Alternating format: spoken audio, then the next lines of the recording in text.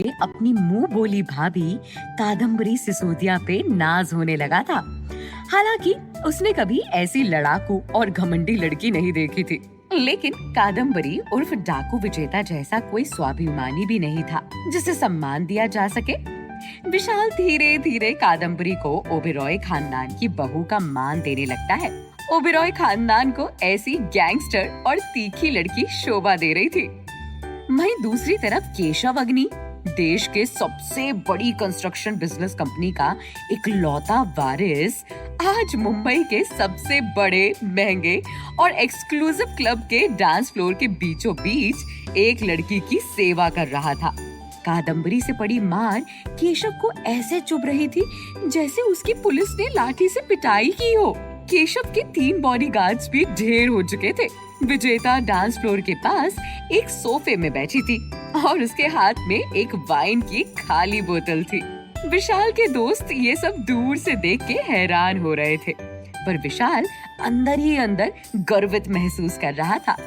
दोस्त विशाल से पूछते हैं, विशाल, क्या तू उस लड़की को डेट कर रहा है या वो सिंगल है? I would love to ask her out. She's hot यार। केशव की तो छुट्टी कर दी इसने। विशाल को उसके दोस्त का ये सवाल कुछ ठीक नहीं लगा। मन ही मन वो सोचता है कि अगर किसी को कादम्बरी उर्फ विजेता को पसंद करना चाहिए तो वो खुद विशाल ओबेरॉय था। आखिर वो उसके परिवार की बहू है, भले ही उसका भाई इस शादी को मानने से इनकार कर रहा हो। विशाल कादम्बरी और केशव की इस हालत में फोटो खींचता है और बड़े भाई विक्रांत ओबेरॉय को भेज देता है। लंदन में काम कर रहा विक्रांत विशाल का मैसेज पढ़ता है, भाई आपकी बीवी ऑसम है।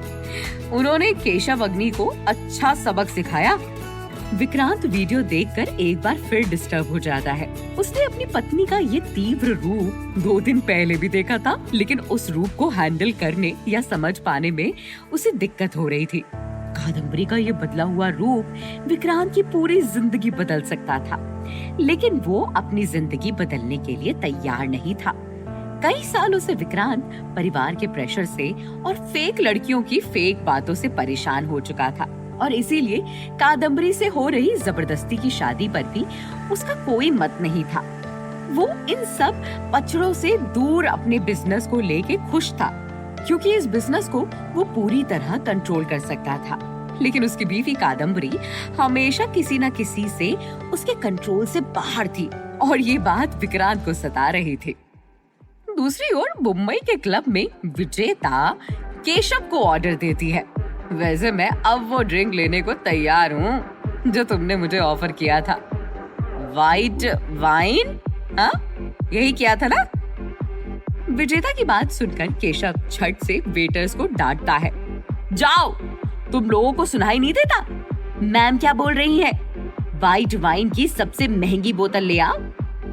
विजेता मुस्कुरा के कहती है, इस बोतल को मेरे साथ शेयर करने की सोचना भी मत। केशव बोलता है, ऑफ कोर्स, मैं वैसे भी काफी ड्रंक हूँ। विजेता केशव को घुटने से उठ के खड़े होने की इजाजत देती है। स्वाति क्लब के दूसरे कोने से सब रिकॉर्ड कर रही होती है और अपने एजेंट को वीडियो वायरल करने के लिए कहती है। वो एक भी मौका नहीं छोड़ना चाहती थी जिससे विजेता यानी कादम्बरी को कंपटीशन से बाहर किया जा सके। मानसी भी क्लब में थोड़ी देर पहले ही आई थी और विजेता का झगड़ा देख के सबसे पीछे ही खड़ी थी।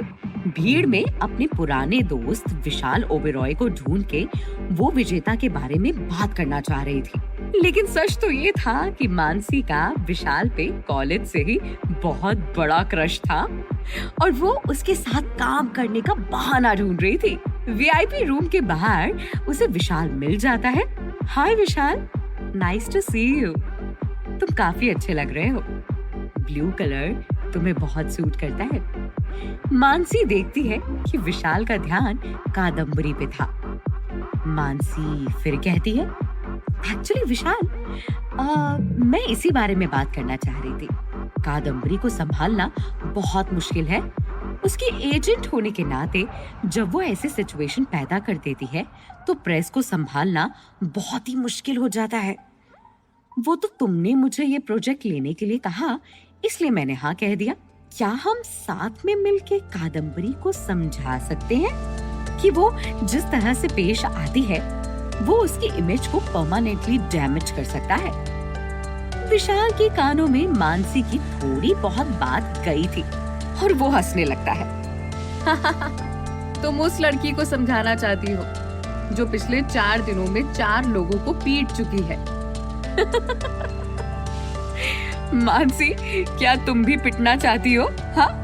वो हंसते हुए आगे कहता है, तुम्हारा काम है कादम्बरी सिसोदिया को उसका काम करने देना और उसके फैलाए गंद को साफ करना। एजेंट्स का यही काम होता है बेब। विशाल मानसी से बात करते वक्त भी विजेता उर्फ कादम्बरी को एकटक देखे जा रहा था। जलन महसूस कर रही मानसी विशाल से पूछती है, वैसे कादम्बरी तुम्हारे घर में रह रही है? ये मुझे नहीं पता था। वैसे वो तुम्हारे घर में क्यों रह रही है विशाल? क्या वो तुम्हारी कजिन है? हाँ? विशाल जोर से हंसता है। सच पूछो तो मैं खुद भी नहीं जानता कि फ्लोर में दादागिरी करने वाली ये लड़की आखिर है कौन। लेकिन नहीं, वो मेरी कजिन नहीं है और हाँ, वो मेरे घर में रहती है और रहेगी। मानसी को एक चार्मिंग स्माइल और आंख मार के विशाल वापस वीआईपी रूम में चला जाता है। मानसी को लगता है जैसे वो सांस नहीं ले पा रही। वो क्लब से मायूस होकर वापस चली जाती है। रात के अंधेरे में डाकू मुथप्पा, जिसे उसके दुश्मन काला तेंदुआ के नाम से जानते थे, क्रिएटिव डायरेक्टर अलवीना के कमरे में एक बार फिर घुस बैठता है। इस बार अलवीना कमरे में ही थी और तो और उसके साथ कमरे में कोई और भी था।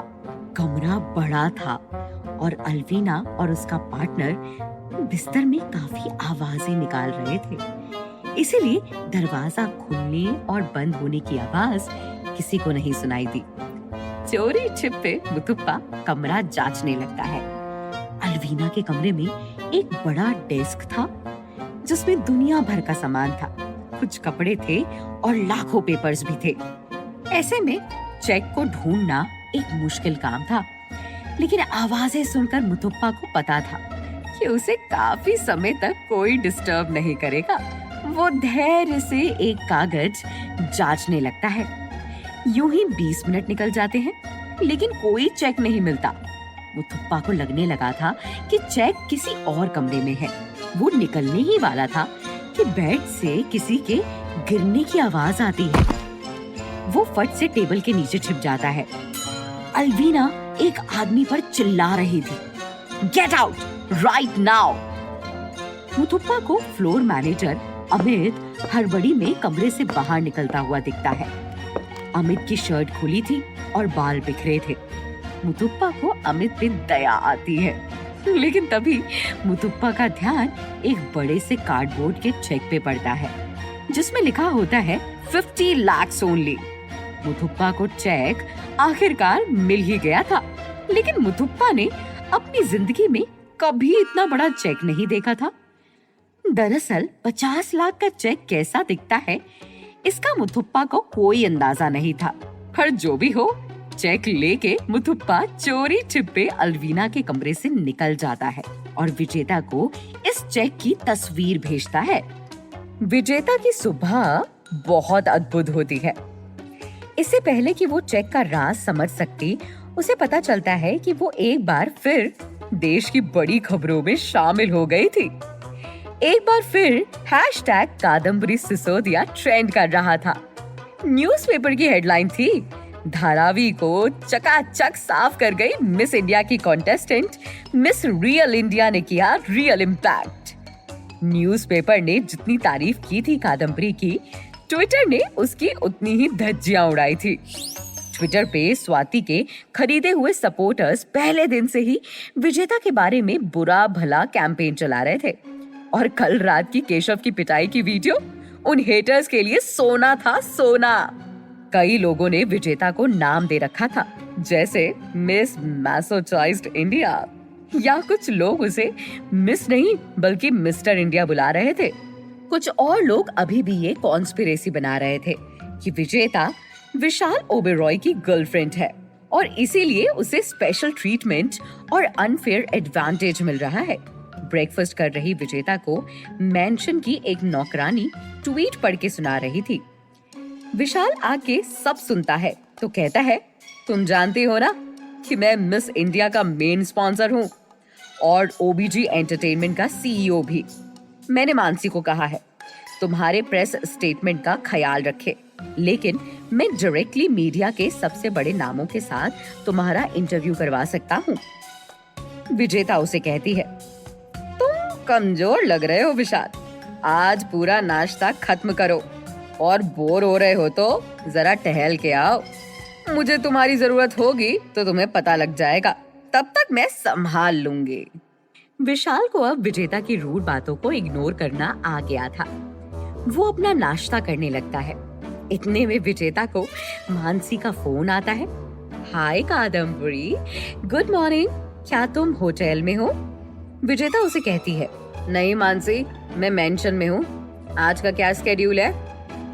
मानसी विजेता से कहती है, एक्चुअली विजेता एक बुरी खबर है। जो घड़ी की इंडोर्समेंट डील हमें मिली थी वो आज सुबह उन्होंने कैंसिल कर दी। शायद उनका अग्नि ग्रुप से कोई कनेक्शन है। विजेता को गुस्सा आता है, क्या मतलब? तो हमें उनसे कोई पेमेंट नहीं मिलेगा? ये उस केशव ने किया? हाँ, कल की लाते उसके लिए काफी नहीं थी लगता है। विशाल विचलित हो जाता है, कहता है, क्या हुआ? इतने में मानसी फोन पे कहती है, लेकिन कादम्बरी एक अच्छी न्यूज भी है। इनफैक्ट बहुत बड़ी न्यूज है। हमें हाउस ऑफ खन्ना से एक बड़ी इंडोर्समेंट मिली है। 2 हफ्तों का इंटरनेशनल प्रोजेक्ट है और पूरे 30 लाख का डील है। विजेता आखिर थी तो एक डाकू ही जो अपने गैंग को जेल से बाहर निकालने के लिए उतावली थी और पैसों की जरूरत में थी। वो मानसी से फोन पे पूछती है, ये प्रशांत खन्ना का ब्रांड है ना? हाँ? मानसी कहती है, हाँ, वो मिस इंडिया कंपटीशन के जज भी हैं। शायद तुमने पिछले राउंड की रिहर्सल में उन्हें बहुत इम्प्रेस किया है। वो आज ही दोपहर के 2:30 बजे होटल हुमायूं पैलेस में तुमसे मिलना चाहते हैं। ये उनकी नई फैशन लाइन का प्रोजेक्ट है। विजेता कुछ सोच के बोलती है, ठीक है, मैं तुमसे 2:30 बजे मिलती हूँ। विशाल उतावला बैठा था कादम्बरी को मिली पूरी खबर को जानने के लिए। वो झट से बोलता है, तुम किसी मुसीबत में हो तो याद रखना, ओबेरॉय खानदान की पहुंच हर जगह है। विजेता उससे पूछती है, जब तक मैं किसी का खून नहीं करती तब तक? हा? ये बात वो हल्की हंसी के साथ कहती है, लेकिन विशाल देखता है कादम्बरी और विजेता काफी सीरियस थी। विजेता को मिली हुई नई डील पे उसे थोड़ा शक हो रहा था, क्योंकि टैलेंट राउंड के रिहर्सल के दौरान उसे प्रशांत खन्ना कुछ ठीक नहीं लगा था। विजेता को सब्र और ध्यान से काम लेना पड़ेगा। मैं अपने आप को संभाल लूंगी, बाकी सब तुम संभाल लेना। ये कह के विजेता घड़ी देखती है। दिन के 11 बज रहे थे। वो अपनी बाजू में खड़ी नौकरानी से पूछती है, सुनो, तुम्हें मेकअप करना आता है? नौकरानी चौंक जाती है और कहती है, थोड़ा बहुत भाभी। विजेता कहती है, ठीक है, आधे घंटे में मेरे कमरे में आ जाओ। विजेता ये कह के टेबल से उठ जाती है और साथ ही साथ मुथुप्पा को होटल हुमायूं पहुंच के होटल पे आने वाले लोगों पे नजर रखने को कहती है।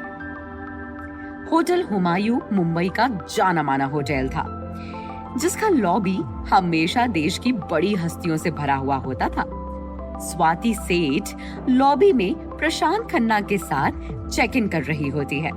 दोनों ने कमरा 3005 बुक किया था और आज के प्लान के लिए एक और कमरा भी बुक किया था 3007, जिसमें वो कादम्बरी के लिए एक जाल बिछा के बैठे थे। स्वाति प्रशांत से कहती है, मैं चाहती हूँ आज के बाद कादम्बरी सिसोदिया वापस मिस इंडिया कॉन्टेस्ट के सेट पे कभी ना हो। क्यों डार्लिंग, ऐसा आज होगा ना? प्रशांत डींगे हाँकते हुए कहता है, आज कादम्बरी को अपनी हरकतों की पूरी सजा मिलेगी मेरी जान। तुम देखो आगे आगे क्या होता है। तभी उनके पीछे खड़े हुए दो लड़के एक दूसरे को हाई फाई देते हैं और कहते हैं, आज उस लड़की को अपनी औकात पता चलेगी।